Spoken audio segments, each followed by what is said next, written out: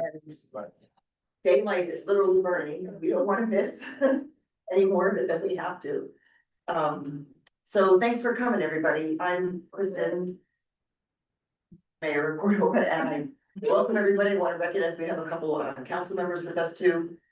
Got Wendy's here, and I think maybe that's Mike Mickelson on the phone. Muted. Anyway, that could be Mike Mickelson. So yeah, probably. Yeah. Yes, that is me. Of our deputy clerk. He's unmuted now. Yeah. Or he was. Yeah, and our planner Amanda, and also Mark Hall from the planning and zoning. I don't know if I'm missing anybody else. Want some questions, but anyway, yeah, but thanks so much for coming. So this is to take public input to talk about the Breakwater fill. It's got a pretty long history. Amanda has done some research, and I've got some information from Katrina Hoffman at the Science Center about when the Breakwater fill was initially permitted. It's a little bit confusing too, because there's the Breakwater fill at the north side of the harbor entrance. And the images on the back, we have also talked about the south fill, where the Breakwater trailhead is, because that's also city property and has been talked about for recreation space. So we wanted to have the session to take comments. What was prompting it was talk about the Breakwater fill and what some of the proposed uses have been. And I think the council felt like before they make a decision on anything, they just wanted to hear from folks about what they would like to see. It's a community asset. It's a public piece of property. And so the idea is to take comments and sift through all that. There's also, for folks, you might know, there's also an online survey that people can respond to, which has been circulated. So that's another way to give input. If you know of people who weren't able to come here tonight, that's an option. And maybe I'll just start with just a couple bullet points of background about that piece of property. So it was initially, I think it was first talked about as an area that might be filled in 2008, I think is when they first started talking about the possibility of applying for a Corps of Engineers fill, a permit to do the fill. And I think, I'm not positive, maybe Mike Mickelson or Paul, you might know, somebody could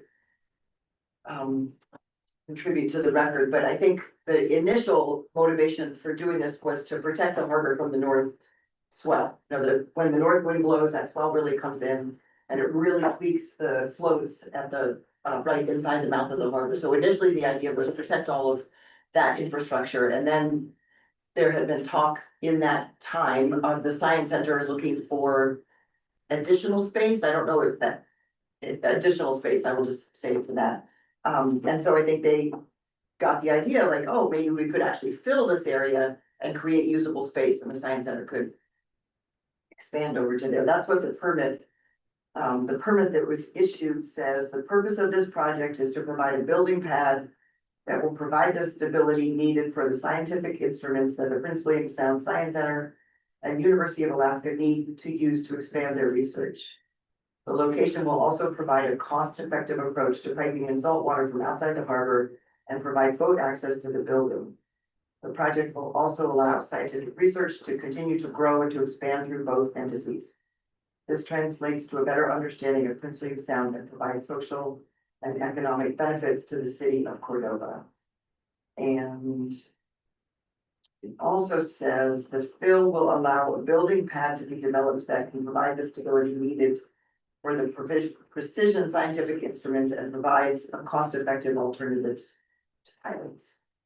And the project, let's see, in 2011, an amendment to the permit was requested, and then the city issued an RFP in January 2012 for request for bids to do the work. And the city received a harbor and port project grant for the Breakwater extension of 1.4 million. So it wasn't, I don't know if there was a city match to that, but I don't think that money came out of city accounts. My understanding, and I mean, you guys would have to look it up for sure, but my understanding from, was that, yeah, the bulk of it was public money, and then the city mat had to put in about 200 to 300. But yeah. Okay, so there was a match. Yeah. Yeah.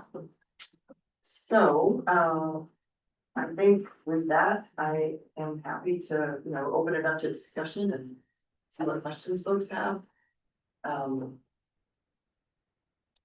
I guess I will also add, so there's been a range of interest expressed so far in the Breakwater fill.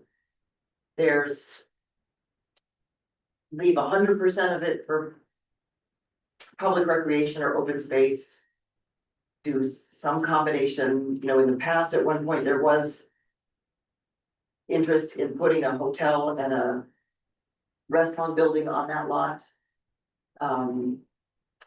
More recently, there's been not proposals, just letters of interest for fisheries uses. And again, those are proposals, so we don't know exactly what was being talked about. They were just letters of interest. There's also, well, there's interest in the old science center building, but that's separate. I think at one point, the city was trying to keep that space available in case the city received a port and infrastructure development grant to do work in the North Harbor. Because there was talk about putting in a fuel dock there in that basin, like they would get rid of the old science center building and make room for a fuel facility in that corner. And so I think that some of the Breakwater fill would have been used for that. I'm not exactly sure how they were gonna do that, but I know that they were gonna sheet pile and also extend the parking as well. Right, yeah. But we've applied 3 times for that money and haven't been successful. So I think at this point, given that people have expressed interest, the city thought, okay, let's hear what's out there. Let's see what the proposals are, what the options are. And so I think before the city wanted to throw it open to proposals, they wanted to get more input about ideas, what the community would like to see, how this fits in with kind of the needs that we think are unmet in the community. And yeah, and I don't know, Wendy or Mike, if you want to fill in any of that, I'm offer. If you have any comments about what, No, I don't have any new information. When a hotel was proposed for that spot, there was a real outcry in the community to not do that. So I think we just, at this point, it was time to revisit what the community was thinking about that space and see what the general consensus was, because now that there's interest again for that lot, we were just curious because that was quite a while ago, and things have changed in the community, and we just kind of wanted to know where people stood on that piece of property and that lot before we took a deep dive into proposals for that space. So that was really the intent was, there was a lot of public outcry against a proposed building on that spot before, and we just want to see if that's still kind of the general consensus for that space. Yeah, I would just say I'm here to listen Yeah. and hear from the I remember community. that too, and I was one of the people that didn't want a hotel, because I thought it should be a public access space for a waterfront park or something. Then, and I haven't changed my idea at all, and now since covered spaces has started, it makes more sense to have that there, and then at the end of the Breakwater, because there are parking issues there's a lot of traffic there, and that's a way better view spot, so. I mean, I don't know if there was room to have a really nice waterfront park and some little thing behind me that would be okay, but I think that's what the town needs for tourism, for the people in town, personally. so parking is part of that. Well, I mean, I'm just saying, if we're directing people down there, we have to allow for parking. yeah, you have to allow for parking, but I think if you allow for parking, that's a better place to have a space than at the end of the Breakwater here. Well, I agree with Liz. It's not a vacant lot now. It's being used by the community now. People go there to see the fleet leave and see the fleet come back. And in my years of fishing, I always enjoyed seeing people lining up there because it's a terrific connection between the people who are heading out to the flats and coming back, and the rest of the community. And, it's a deep water spot. Over here at the end by Cave Flow, at the beginning of the Breakwater Trail, it's mud flats most of the time. So it's not at all the same. This is a place where the tenders are going back and forth, the seiners, and the Gilnet fleet and the recreation fleet. So actually, if I was making the decision, I wouldn't do anything. I don't think we actually, I mean, it'd be nice to have a covered space, but we don't really need it. People go there with their cars and they sit in their cars if it's raining. And if it's sunny, they stand in front of their cars. Because realistically, to build a covered space, you're gonna have to get an architect, an engineer, and a contractor, and by the time those guys take a whack out of the budget, it's gonna be $1 million deal. Whereas right now, it's being utilized by the community. We've got 2 food trucks there that are very popular. Well, one's not hooked up yet, but the jump is very popular. And people can go there and see their friends and family head out to the fishing grounds, and then they can see them come home to see if they made it home. And I love going there now. And so, you know, if the city is worried about, okay, if we make it community space, it's gonna be expensive. It doesn't have to be, is my point. It, as is, it's being utilized by the community. It evolved organically into what it's being used for. So it's not like you have just this empty, unused lot. So that's my vote, is to, you know, the canneries have all the shoreside real estate plus some. There's more room for cannery expansion towards Cave Flow. That by Cave Flow down there by Cave Flow at the end of the road, it's just used for storage right now. That could be expanded if one of those canneries needed more to build a building for something. I don't know what. But anyway, I think Cordova deserves something besides just industrial waterfront. Thanks. I can keep talking. Or we can come back to you. Yeah. I'll be quiet.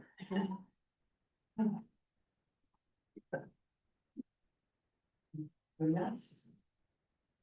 Do you wanna start writing down some of their ideas on sticky notes? I'll put it up here on the board as they talk. Okay, that way we can visually see the ideas. Used to, I mean, we could take more comments for a little bit, and if people wanna, I might as well say it, we've got 289 signatures of people in Cordova that want that to be a public space with a covered picnic area. 289 signatures, so there you go, and I think most of you are familiar with the petition and what the petition said, and I know Belle can speak to that too, and there have been offers made on that property before that city council has turned down. Like you said, they turned down the restaurant, they turned down the Netloff, wanted to put a place with a cafe and the covered picnic, they turned her down. So it's, I think the public has spoken, and that's what I know, City Councilor Baylor said when he was leaving, he said, people have already spoken about this lot, they want it to stay public. It's our last waterfront lot. We deserve, like Paul said, we deserve a covered space on the waterfront for all of Cordovans. You know, for tourists, for everybody. It's just, to me, it's the elephant in the room. You know, it's like, it's time has come. So, I mean, that's all I'm gonna say. I'm not, public speaking is not my thing, but I think the public has spoken, you know. thanks, Paula. Yeah, Moni. Yeah, I just, I also am in favor of keeping that, property public or available for the public. If there was a covered area, I think it would draw a lot of more people to the place. And if there are, I think there might be plans for attracting more food trucks to go down there. So that could be, potential revenue income as well. It's a little bit anyway. Also, for tourism, it's just kind of unheard of to have a waterfront without somewhere to go and and just be able to watch the water, without going to a restaurant and paying money for Access. expensive cocktail or something. Yeah. And, and given that Cordova is kind of a wet area, it would be nice to have covered shelter. I just wanted to make a comment too about the wintertime use of that space. We now have a lighted boat parade, people can go there and watch the light boat parade, even the harbor, or watch the fireworks during the ice storms. I mean, and have a lot of wintertime use as well. Yeah. Fireworks. Yeah, please. Or you go, go Okay. first. I think there's a lot of misconceptions about what everybody thinks is gonna happen. I don't think anybody has even seen RFP, or even has an idea of what anyone's plans are. So I think it might be nice to at least see the RFP option come up, so people can at least put in their proposal. And they don't have to talk about it like right now until everybody or ideas to go up to everybody else that use it in there. I know there's a lot of processors taking up the waterfront property right now, but they're all companies from out of town. I know that there's a company local that lives here, that spends all their money from Cordova, that would like to put in an RFP that some people might actually like. Anyway, I'm not good at talking publicly, I can probably be talking, but Yeah, no, that's. I guess that's about all. Yeah, say that. Val, did you? Yeah, I wanted to talk, as, and I really appreciate the chance to get a whole bunch of different ideas. I think brainstorming is super important. And, things come up and ideas change little by little, but I was thinking about the issue that I got involved in when I first came to Cordova. And they wanted to fill, Odiak Pond to make a ball field. And I'm just thinking how good that turned out. You know, we still have our ball field out the road, but, and one by the high school, but we have this beautiful natural area that's, like, all the invertebrates and fish that you find out on the Delta, you know, like within 10-minute walk from the schools. And so anyway, I just was thinking about that, but I am super for this public area. You know, as I've traveled around to Washington State and to Juneau and Sitka, they have like totem poles and, you know, canoes on the Juneau waterfront, and they have, you know, the covered picnic areas, places, and it just adds to the beauty. And I mean, I hope we never have a pandemic again, but you know, just in case, or if it's rainy, it is super nice to have a covered area over the picnic tables. It does not need to be fancy. It can be like, you know, and I bet there's probably people here that would donate their time to help with that, like a community, fundraiser. Yeah, well, I don't know, but maybe, maybe, I'm just saying, maybe there could be some community support for, you know, either giving money or, contributing labor to build a covered part over a picnic table, or two, or three. And one thing I didn't say to that is that the pioneers have offered, pioneers and the Historical Society have offered their money and time and effort to put in a kiosk, you know, about the history of fishing near the covered space down there. And the Cordova Community Gardens have said they would community has said they would help to beautify the area and put in some of the garden beds down there and make it look nice. So there is already community support coming up, like you're saying, you know. Yep. Thanks, yeah, so you can go. I think we would all love to have it as a big, beautiful park. I mean, even people that want to put in RFPs for it, I think we'd all love to see it as park.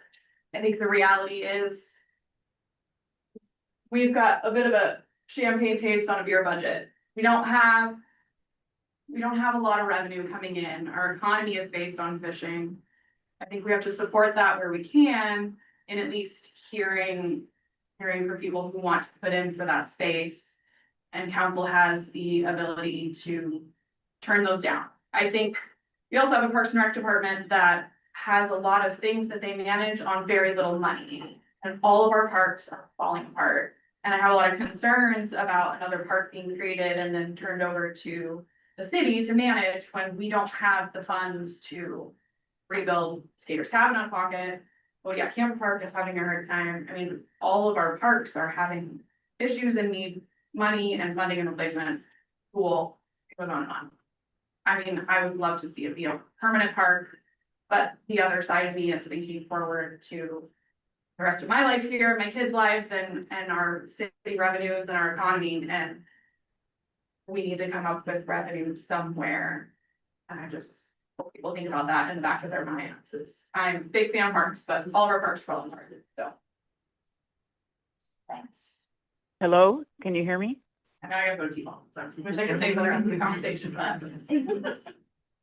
Thanks for coming. Yeah. Hello, can you hear me?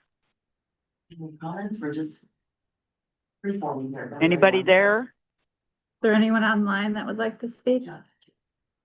Yes, I would like to speak. Can you hear me? I'm not sure who that is. Hello?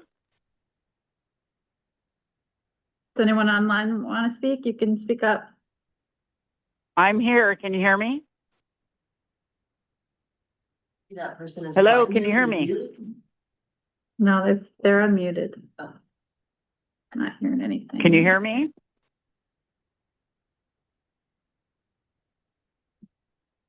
Hello, can you hear me? Okay. Hello? Mike can hear them, but we can't. Let's see, hold on.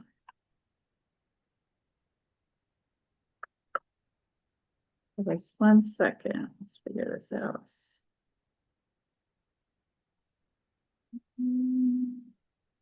Correct.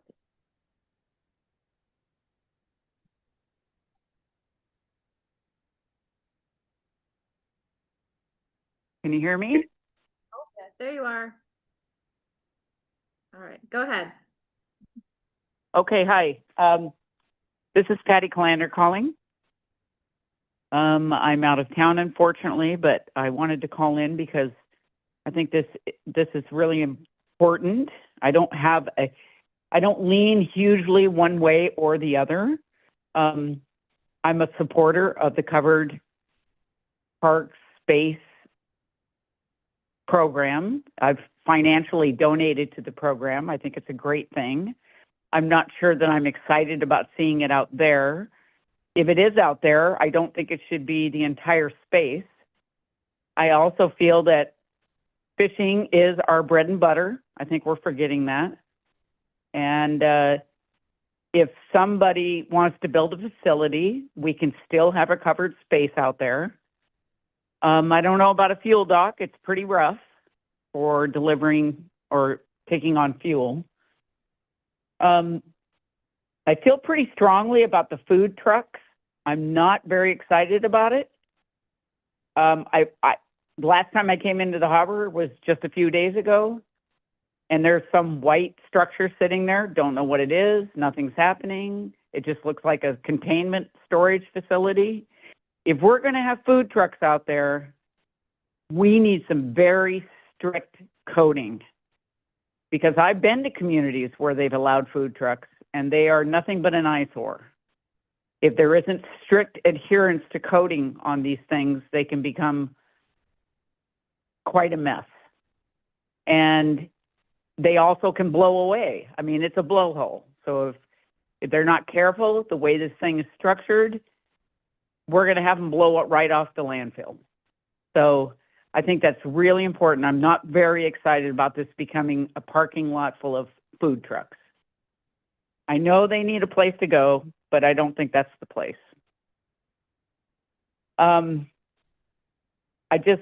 I feel like it's a lovely place to go and sit. I mean, I don't go sit because I have a view, but I understand that it's a great place to go enjoy the waterfront. I'm not opposed to having something out there like that, but I really feel like with the state of our fisheries and the threat to the Copper River as it stands now, I mean, I'm not even sure that we can fund our schools at this point. I'm very concerned about having a tax base and income coming into the city. And I'd also like to know, and it's possible, I tuned in a little bit late, not very late, but I'd also like to know what was the outcome of the surveys. We filled out surveys recently, and I haven't heard what the outcome is of that. I'm very curious to know what that is. And I know that there was a lot of people that signed this petition, 280 something people, but I think we need to remember there are over 2,000 people that live in Cordova. So it is not the majority of the voice. Thank you. Thanks for calling in, Patty. I'll answer your question about the survey. The surveys for this mug up, and everyone putting in their ideas and opinions about it. That survey is still live throughout this event, and then we'll probably close it shortly after today, tally up what we've got and present it to council, and we can put it online too as well. Kind of like a pie chart summary of all the responses. Okay, that sounds great. I did not know that it had not closed. Right, still. Okay. So does anybody else have an opinion on the food trucks? Because I feel pretty strongly about it.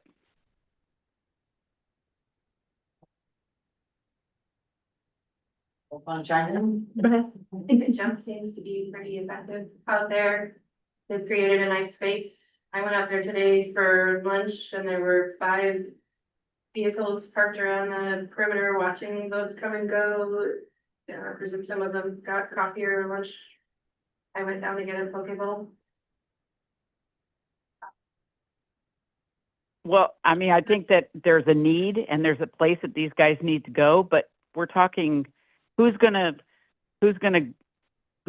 fill it and keep all the potholes down and grade it and take care of it and make sure that we don't just have like containers there that are food trucks. And I mean, who's going to regulate all of this so it doesn't become an eyesore?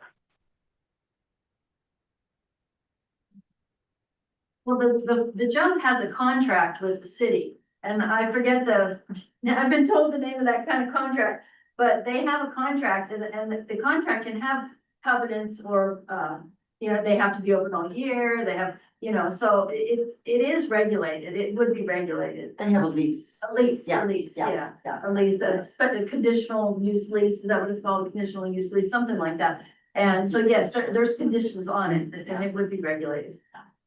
Anybody that's out there with its leasing would have something like that. I mean, I know that there are communities that, I have a lot of friends that live in Winthrop, Washington, as an example, and they had a food truck. They couldn't even put their food truck there without it looking like a Western theme. So it can be extreme. It can get extreme. But there are ways to deal with aesthetics. I think it's important that the aesthetics of it are, I mean, I just think people should sit down and write some codes, throw out some codes, get some ideas, let them know in writing what we expect to see. The covered spaces could be great. You could get some food, go out the covered spaces, sit and eat your food when it's not blowing, which is rare, and, enjoy the area. I'm not against all that. I'm just really against this not being a little bit regulated.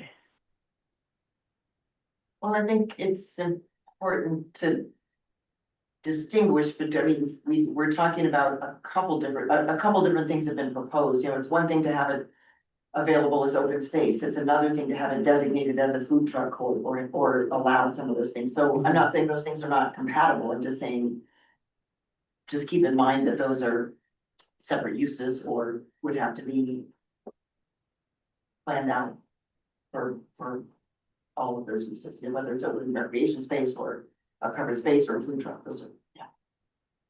So it all takes some So- decisions about that, you know. Somebody mentioned that there was a big outcry about the hotel and restaurant thing that wanted to go in. I don't really remember the community being so against that, but if we designate this a public space for recreation, then that pretty much rules any future tax base coming in on that spot, right? I mean, that's the decision that council is gonna have to make, you know, right now that land is designated as available, which means somebody can submit a letter of interest and start the whole process. So if council decides it doesn't wanna make it available, it would have to relabel that or relabel part of it to make it unavailable and decide that this is gonna be open space or not developed or whatever. I think there was a ballot initiative, wasn't there, about the restaurant? Well, how did that? I don't remember exactly. Yeah, well, there was a ballot initiative because the city was considering selling that land and there was a ballot initiative saying don't sell it, so. No? So you had sold it. Petition or, I'm not sure if that's quite the right word, the ordinance, and it went to ballot Right, and it was shot down. okay. So Sam, did you hear that, Patty? I heard part of it. Sam Greenwood was saying that the city council did vote to sell the land and then there was a petition to reconsider it By the public. by the public, right? Against the ordinance. Against the ordinance, right, and so then it went on the ballot and people voted that down, voted the sale down. Yeah. But Donna, you've been waiting, sorry, then you Sheldon, yeah. I just wanted to clarify that when they're talking covered space on this piece, that it's not a part of the Cordova covered spaces that were being proposed. We stayed away from that one because of the controversy of use of it. So it's not a proposed site among the ones that we were proposing. Okay. So I just want to clarify, Sure. when we talk covered space, that it would be a covered space, but it wouldn't be part of the covered space project. Right. It's a different thing. And there is on the back wall, I'm thinking that we could take a few more comments and then if people want, maybe we've got sticky notes and people could get up and look at these maps a little bit and yes, I see you, but let me get to Sheldon and then Tyler. Yeah. I just had a question for Sam Greenwood. When you say sell, at that time, in that timeframe, is that fee simple? Or was there a plan with that, like a 5-year plan?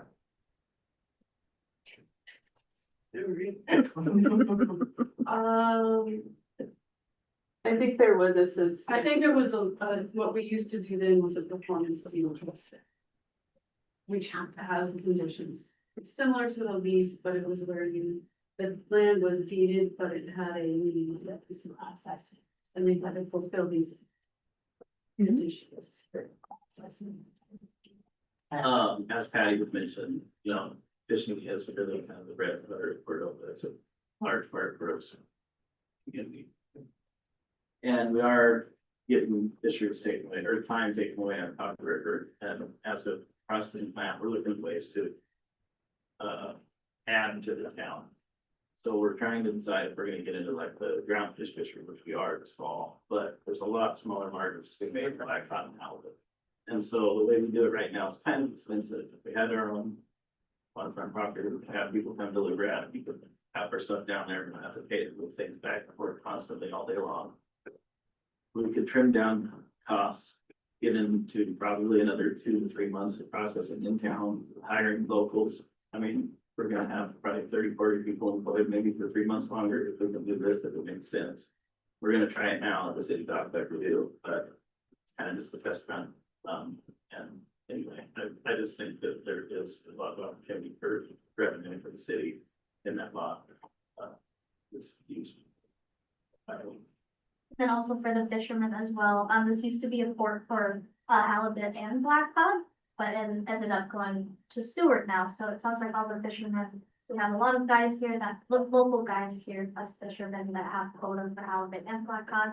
They have to take it all the way over to Seward in order to do that landing, and so that's, or Whittier, and so we're, the town is losing out on that. It has to get directed to Seward. There's no plans to buy any for May. And I mean, our plan is still to start in March and try to take up some of that slack, whatever it is. And Thank you. Can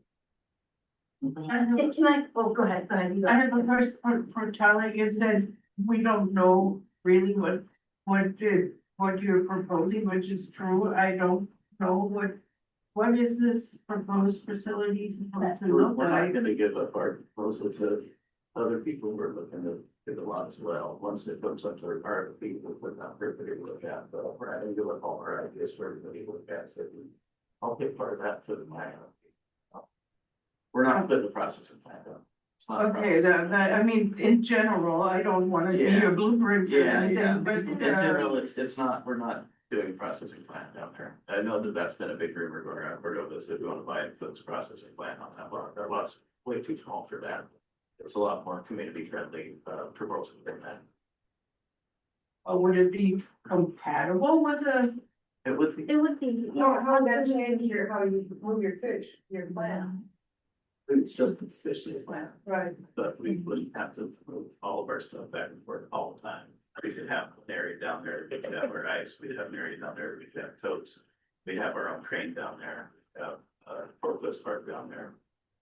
It would all be in a nice building, it's not even parked all over like the. But you still have to truck your ice and use this old Coast Guard dock, right? Yeah, but right now. So in other words, the only benefit is it's a little bit of a shorter drive. You're still gonna have to load your ice on the truck, whether you're driving from there to the old Coast Guard dock or right adjacent to it. I understand it's more efficient.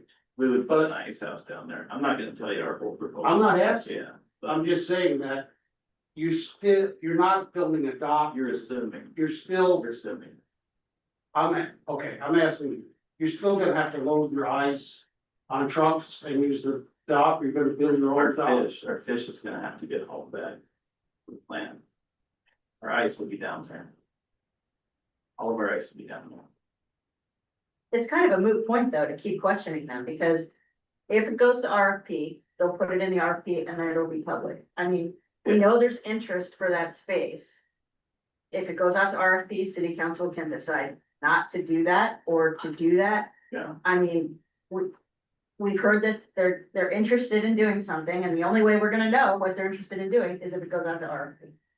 So that was the question that city council had to the public.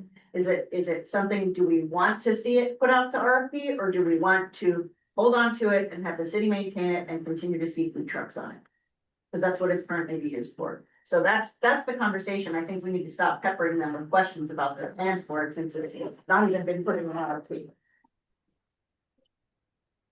Can I also say, when we talked about, whatever goes on that lot to benefit the community by being open all year long, this long day, and it would be a nice thing to have available to everybody. And it is the elephant in the room, that lot. It is a controversial lot. That's why covered spaces stayed away from it. I am a strong supporter of covered spaces, but I think we have to address the elephant in the room. That is the prime lot. It's the $1 million view lot. It's not worth selling for $300,000, or it's $1 million lot. It is the entrance to our city. We're talking about generations to come would use that as a beautiful covered space to watch the boats come in. If you're concerned about the fishing industry, you have to make it so people can appreciate it and want to view it and love it, and tourists will appreciate it. Right now, if you go from behind Baja Taco around the edge, all the way down to the ferry terminal, you have 1.85 miles of solid industry that we have no access to our walkable downtown waterfront, with the exception of the Breakwater Trail and the front of Reluctant. That's where the only trees are now around the harbor, is the front of the Reluctant. So it's really, you're not thinking, I mean, I'm thinking, to try to think into the future is what the way I'm viewing this, you know, it's like all of these local waterfront communities like Sitka, you know, they all have beautiful downtown waterfront, multi-table covered picnic areas that can be rented for weddings, for, you know, whatever kind of event and used all year long. It would get used all year long, like you're saying, in the winter time to watch the boats come and go for the parade, the ice run parade. So I just think we need to reserve not every inch of our waterfront has to be developed. We can reserve a couple of inches, you know, where it doesn't have to be developed for our mental health, for, you know, everything that makes our community livable, right? That's what I'm looking at. It doesn't boil down to dollars and cents because it's priceless. It's a priceless lot. And so we will raise the money, just like everybody does. We'll raise the money to put a covered shelter on. We can do it. We can have food trucks. We can have a little cafe there for part of it, whatever it takes to maintain it as a public access so people can drive out there, park, have a picnic. You know, it would be a beautiful thing for the future of Cordova. And the lot's being maintained to a degree now. And the food truck, you know, food truck or cafe or whatever goes in there would be paying enough to cover garbage and pick up, you know, all that stuff. So I do think it can be maintained, you know. We just have to I think that's a great idea, but speaking from a property that has had weddings and public events and has a ton of parking, there's never enough parking. For that space to be utilized for a public event, there's no parking there. There's no way to rent that space and have a giant public event at that space. It's a great walking area, but so is the head of the Breakwater Trail, where there is some parking that could be set aside and taken away, where you could put decorative things up down there. And, you know, there's a lot more usable space where Covered Spaces is talking about putting their covered spaces in a little park. That area is a lot more usable for a lot more access. And this lot is great for a walking lot, but it's not conducive for parking. We saw that when the Science Center was there. The cars lined the roads on both sides because there was no access and parking down there from the city dock and the processing. So, yeah, I mean, it's a great idea to keep it as a public space, but as far as building it up as some, you know, grand event space, it's not feasible. The view's great, but it's not a feasible spot. I do want, yeah, and I just want to point out, you know, the Parks and Rec Commission did, I guess in concert with Covered Spaces, I don't know exactly how it came about, but the Parks and Rec came up with a rendering of re-landscaping some of that South Phil area. Oh, yeah, Samantha can talk about that, but there's a drawing on the back. I can speak of that, yes, there's a drawing back here for the covered spaces. We were in collaboration with them with Corvus Design. They came up with a concept plan. I think when Duncan was here, they worked very hard on a feasibility study for it. How can Parks and Rec help take care of it? Just everything, it's in that study. So we do have that all ready to go whenever there's the financial backing for it. And I think Covered Spaces is currently raising money for that. So it's at its completion. I just want to, how many picnic tables does that fit? Mine's understanding that only fits 2 picnic tables.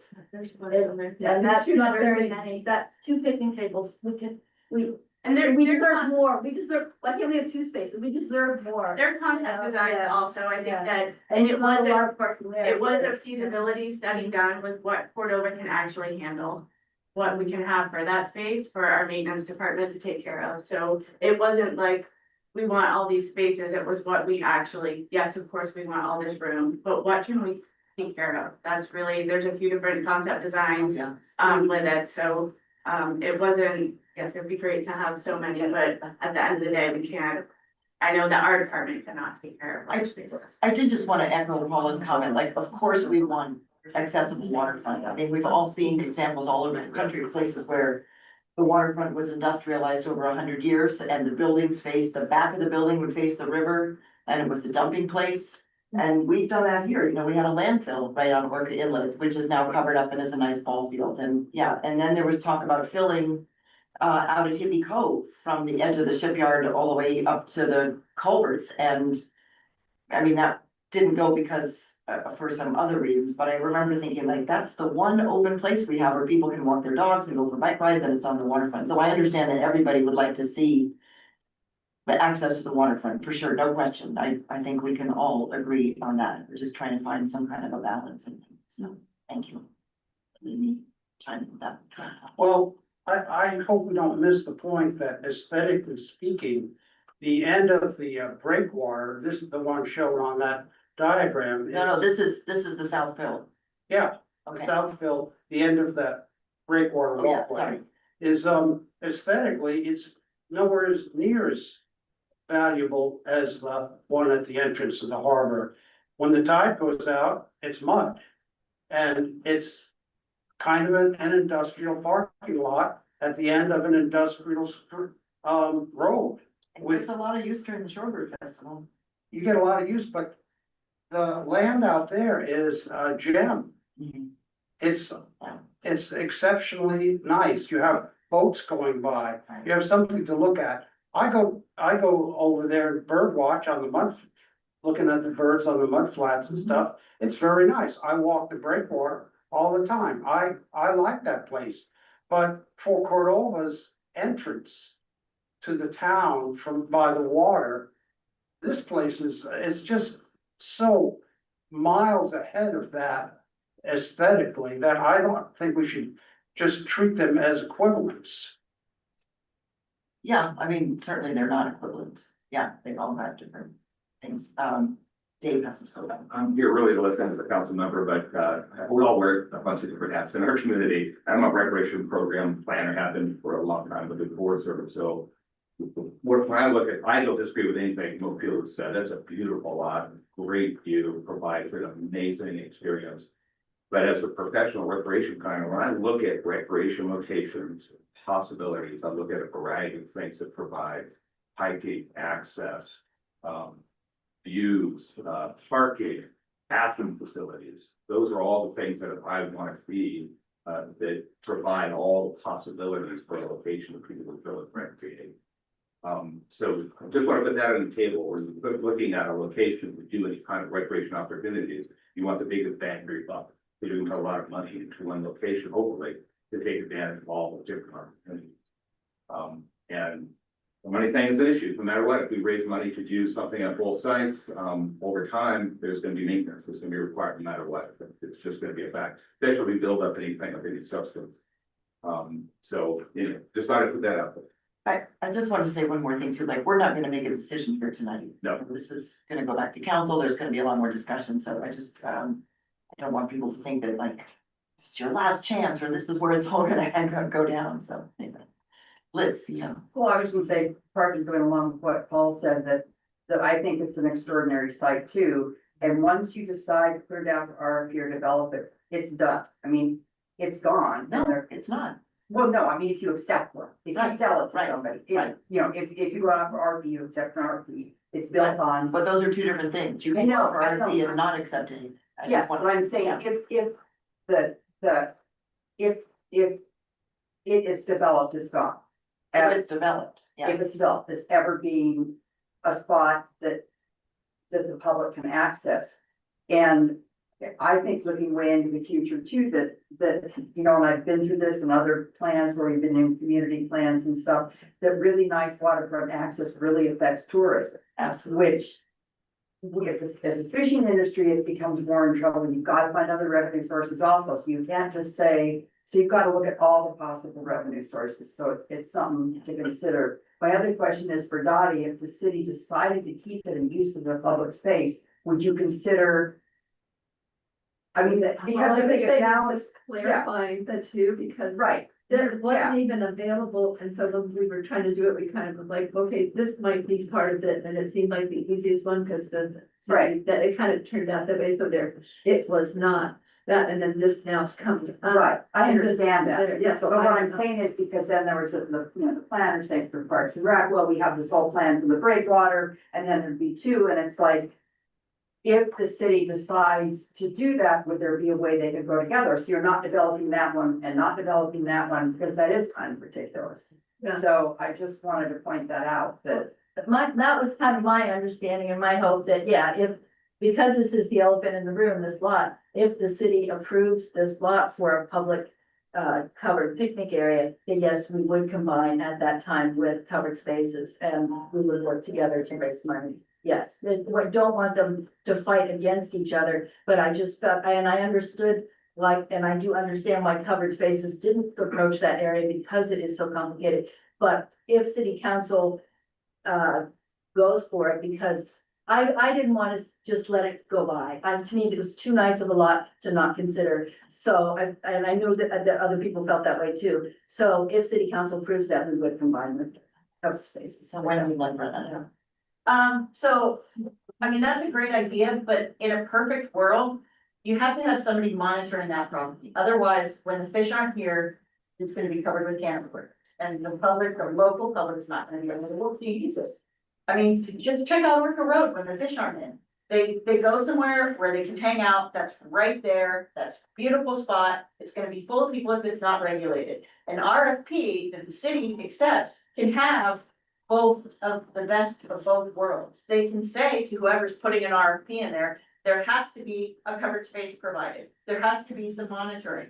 There has to be a bathroom facility associated with it. You know, there's things that can be combined with somebody who wants to do something on that lot, and the city can make that decision. If we just put a covered space on there, you still do have to provide a bathroom, because the one down at the harbor is not close enough. If you're gonna build a hangout space, you have to have garbage out there, you have to put a bathroom out there, there has to be parking. Now you can't just build something unless it's fully accessible. Well, that requires a whole lot of money, because the bathroom has to be accessible, the covered space has to be accessible, the parking has to be accessible. You know, as a public city place, there are a lot more restrictions than somebody buying that lot and working with the city and combining a public space with their plan to go forward. So there's a lot of possibility with that lot. I don't think it's cut and dry as to it has to stay public space, it has to stay empty, or put it out to RFP. I'd be really interested to see what kind of combination can happen, because then you're talking about a public space that the city doesn't have to maintain, which is, in my world, the best of both. So I just think, you know, everybody's up in arms about it going out to RFP, but how do we know what's gonna develop until it goes out to RFP? You know, and if we don't like it, then we don't accept the RFP. But if you mark it unavailable and public space, it's locked into the city having to maintain it and take care of it and deal with it, and who's doing that? So Brenna, Just one thing, when we take this back to council to discuss, one thing to consider is if we do some sort of development with it, make it so that the city still has control over it, you know, 50-year lease, 100-year lease, 20-year lease, whatever. It doesn't necessarily have to be sold and be simple, or something with a performance guarantee that gives the city control over the future if, you know, things change substantially, about how we want to use that space. Thanks. Well, Yeah.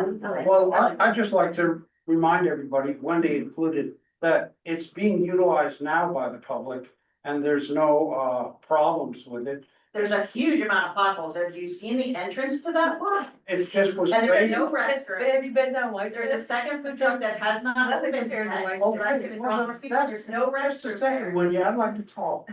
That second food truck You just just- arrived. I don't know what the story is on it, but the jump has been very successful. I know, and I love the jump there. Okay, so if the jump can succeed, maybe just the jump or just one more. It doesn't, but to say that the food trucks are gonna blow away or we have to provide bathrooms, I'd like to just point out that right now, that lot is being utilized by the community.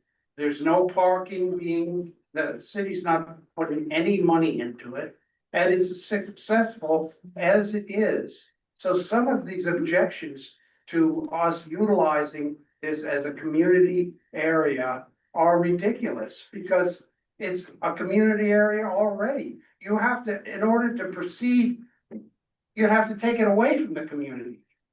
If you turn it into a fish processing facility or something to do with the processors, I don't know of any cannery that I can walk through to access the waterfront.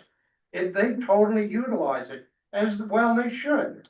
I'm not saying that's bad, I'm just saying that if we sell it for seafood processing, that's what it's gonna be. It's gonna turn into an industrial area where the public won't be welcome for safety reasons, for insurance reasons, for whatever reasons.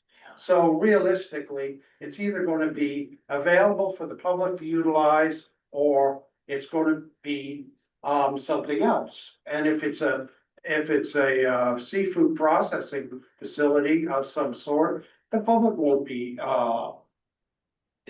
maybe it'll be a new kind of cannery or seafood facility, but every other one, try to go down to the beach at North Pacific or Ocean Beauty. I mean, just doesn't happen. Right, no, that's industrial, yeah, you're right, that's not open waterfront, for sure, yeah, cute. These questions. Yeah, I was just, these are some of the questions on the survey, and I don't know if folks here have also responded to the survey online, but. I just thought, there's some kind of more general questions I had, I wanted to just also respond, for, maybe everybody who's in the room was here when we started the meeting, but at the beginning. Of the meeting, I read through the permit that was issued in 2012, and one of the comments that's being made. Out in the community on the street is that this was created. That it was never intended to be used for anything other than open public space, and I just wanted to dispel that. Untruth, because that's not how it was permitted, so just so folks know, and if you hear anybody saying that, you can help correct the record. So. Yeah, I mean, I just thought the questions like, what unmet needs does the community have that the Breakwater lot would meet? I guess what I'm hearing is open space and waterfront access and public gathering space. How would you more specifically like to see it used? That's what or to benefit our community, that's partly what we're talking about. What do you think the city should take into account as it considers future uses? And so far we've heard. A range of different things, there's concern about if it is for public use, what does that commit us to in the way of maintaining parking and bathrooms and the road surface? I know that part of the Port and Infrastructure Development Grant application for the North Harbor would have included redeveloping that whole Breakwater Avenue because it's not super safe. Right now, people do walk up and down there, but there is no designated sidewalk and you see trucks backing out into traffic all the time, so. It's not a great pedestrian setup, I'm just, what we have right now. And so, yeah, what should the city take into account for future uses of that lot? I got a question for you. Yeah, please. So let's say if somebody were to buy it, and they made a lower level parking, covered space, and an upper level that's accessible, they could, monitor it, in the covered space, is accessible to the public. How many stories could it be? It's not zoned. It's not zoned? It is not zoned. If they could give you everything you wanted and make parking there I think you would just, and make it accessible. Anybody who builds there would have to be Yeah. really considerate of the Yeah. wind load. Yeah. And how- Engineered properly. Yeah. Yeah. Yeah. So just. I'm just saying, I'm right on the list. Yeah. Right on the list.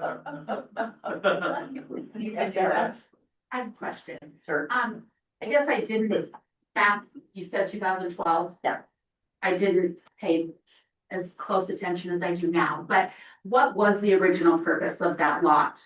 The original purpose, so I think it started, I don't know if they were initially just talking about pilots, but the initial purpose was to attenuate the wave action coming into the harbor from the north, from the swell created by the north wind. And so it was all about blocking or like breaking up the wave energy so that the swell wasn't coming in the harbor and tweaking those floats at the far end. And then when they, and that was the same time that the Science Center was looking for a place to expand. I don't know if I would say move, I don't know, it doesn't sound like they were gonna move everything onto that, but they wanted more space. And so I think at that time, the thinking was we could not only do this fill here that would benefit the harbor, but we could create more usable land for the benefit of the science center. And so the science center was mentioned in the permit. Okay, so it was never created for a public space, like a public park. Not open space, no, that wasn't the original intent, yeah. Yeah. That's fair to say. Do you agree with that, Sam, Amanda? That's, Yes, it was not. Yeah. So. Yeah. Oh, the comp plan The comp plan in 2008 had the science center. Oh, okay, okay. in 2008. Yeah. 2008, yeah. And Prior there's to the- also, Yeah, prior to it came from. yeah, there's also a 2013 Southfield plan. Where Agnew Beck worked with the community, had a bunch of public meetings and talked about, cause there were a bunch of different options considered at that point, like the Southfield right now has kind of a rounded, it's not a square corner. I think there was some talk about what if they did more fill of that side and squared off that corner, that was talked about. They did talk about some of the, It was pretty limited on the north side. The intent of that study was for the south side. right, And so we spent the majority of our funds and energy on the south side, but a couple of the things that translated across was the way we looked at expanding out into the harbor, into the areas where, it just goes dry, there's no boat action, we nothing, and we looked at that like we did with the dock, just piling on a dock, or fill, or sheet metal. right. And that did translate across there, but the intent wasn't to look at the north side. No, but I was gonna say, but it did talk about, for the Southfield, they talked a lot about a walking trail or some kind of. Yep. Some kind of green space around the perimeter of the Southfield, so, Yep. so walking space and recreation space was definitely talked about in that process. Just. For reference, yeah. That's part of, and I guess that's why I know initially the main focus has been on the Breakwater fill, but I wanted to make sure that, we've done some different plans, we've talked about some of our different lands, and I don't think it makes sense to talk about that stuff in isolation. So I just wanted to make sure people were aware of some of those other planning processes.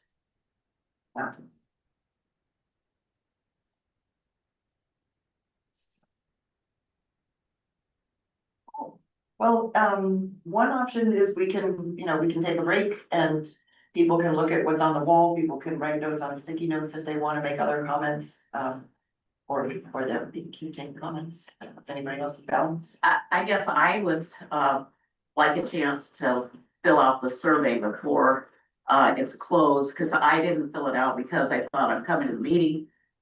I don't need to fill it out, but, Maybe what we could do, Colin, were you sending the public service emails out, or does that come from somebody else? Emily does. But could she send it out again tomorrow or Friday with a link to the survey, so that people have one more chance to, I mean, so it is current to the top of your inbox? Yeah. We can do it here too, if you'd rather do it before you leave. That's right, I did bring a computer that people could enter. I have a computer that anyone can use and enter in the survey, or there's also a QR code for you to be able to scan on your phone and then enter the survey. On this poster back here in the back, the yellow one. Maybe it was. Right. Okay, bye, congratulations. Oh. Now would probably be the time for that. Or. Oh, yeah. So fill it out, okay, more. Yeah. Then we can do a wrap up. Sounds good. Yeah, that's one of the rounds. I really appreciate your willingness. Yeah. I guess. I really think it's so good. And Colette. To. So Yeah. he's gonna, I told him on Friday. I work at Here. Friday, I think. I I'm got gonna- yeah. Go down the street, we'll look at something, So It'll be a lot of- I'd like to do it in the morning.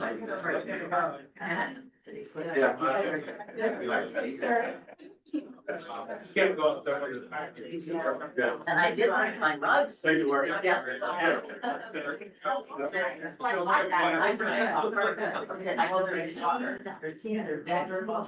I love it.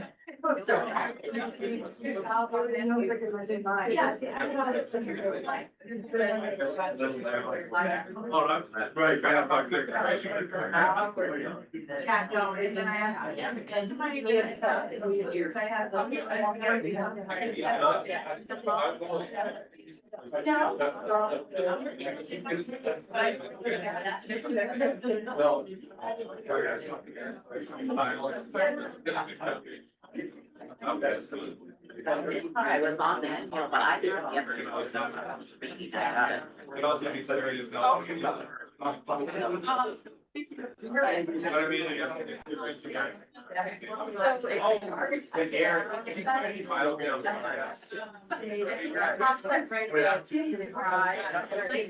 Yeah, I thought I was on it, but I evidently not. Well, if you wanna write your email down for us, and then we can make sure it's not fine.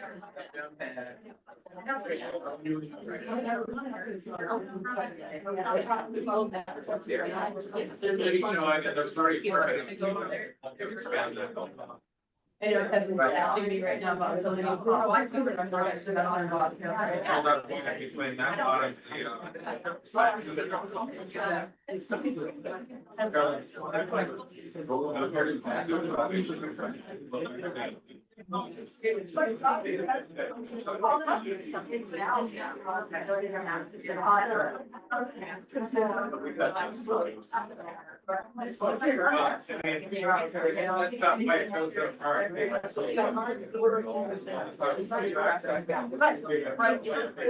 And I think about.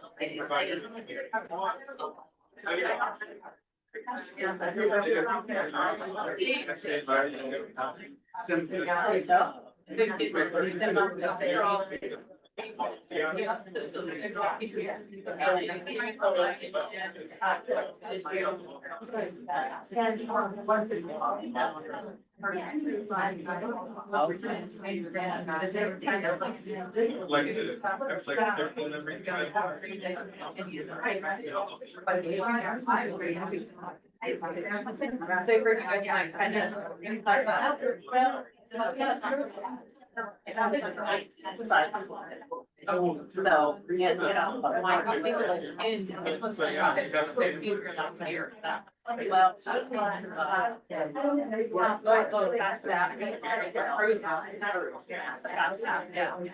But, anyway, my coach is awesome. I like it. Inside.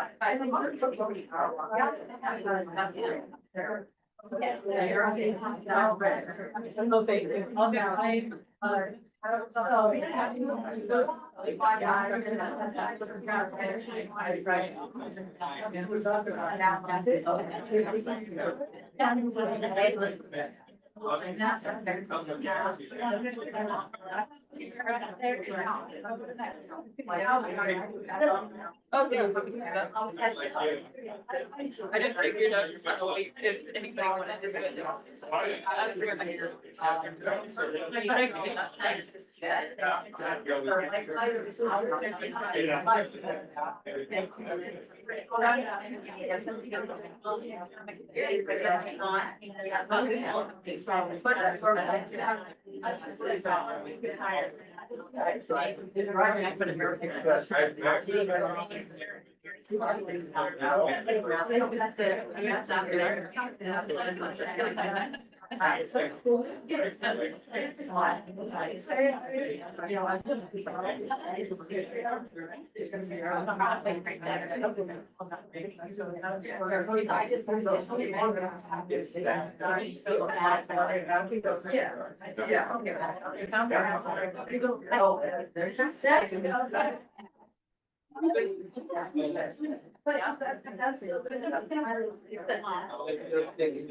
Huh?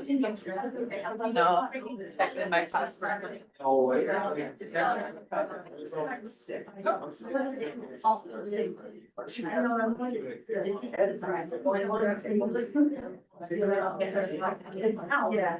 It's a very hard.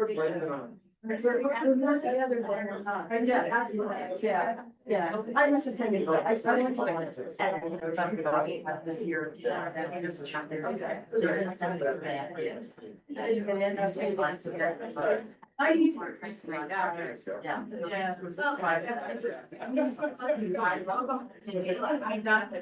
I got it. I just need to look at these.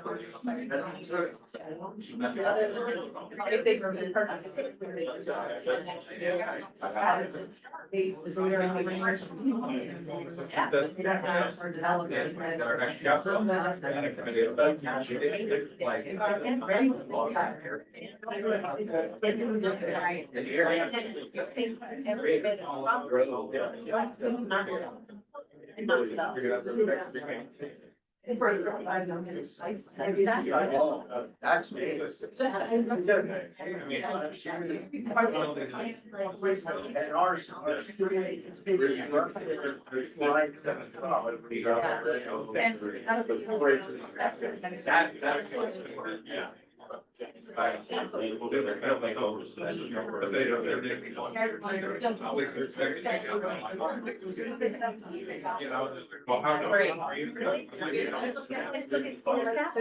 Cheaper than the current price that you're getting at it.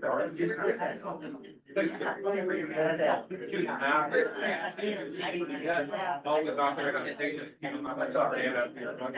Got my whole person. It's actually.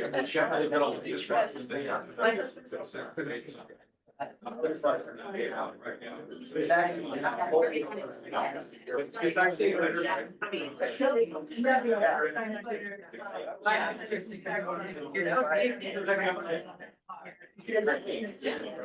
That was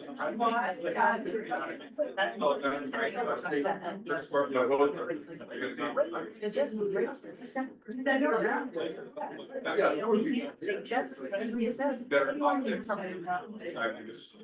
Wow. I just looked. And you got some. Yeah. Then more. It's kind of offers them as their feedback. And then it was. I don't even know what our.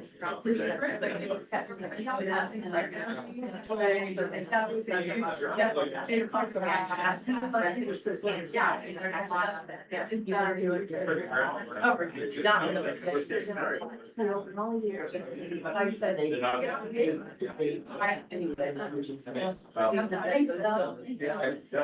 No, it's not. Well, you said that we were. I'm going to read that, but I said Yeah.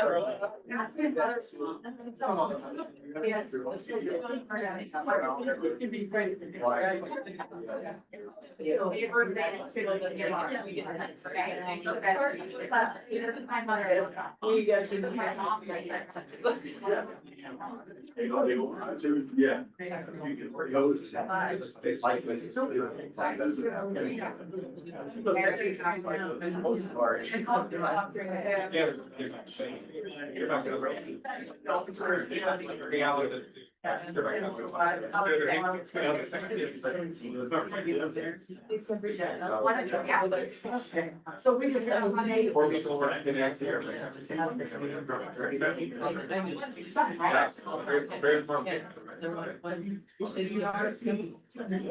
But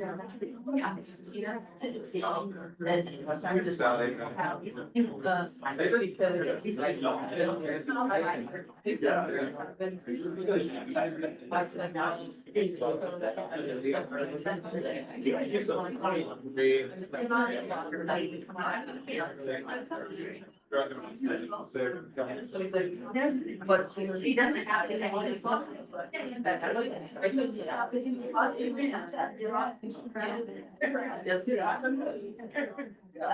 Yeah, so he's like.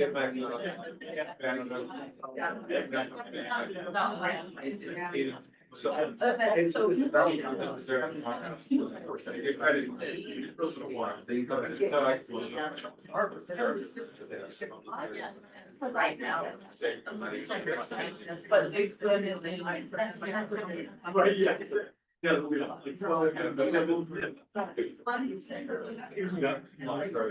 And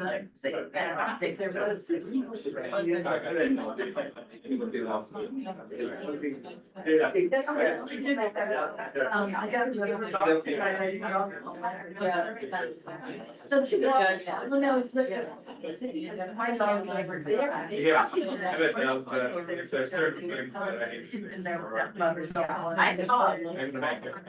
And he put him on the days. Yeah. I don't know. Got a very good solid.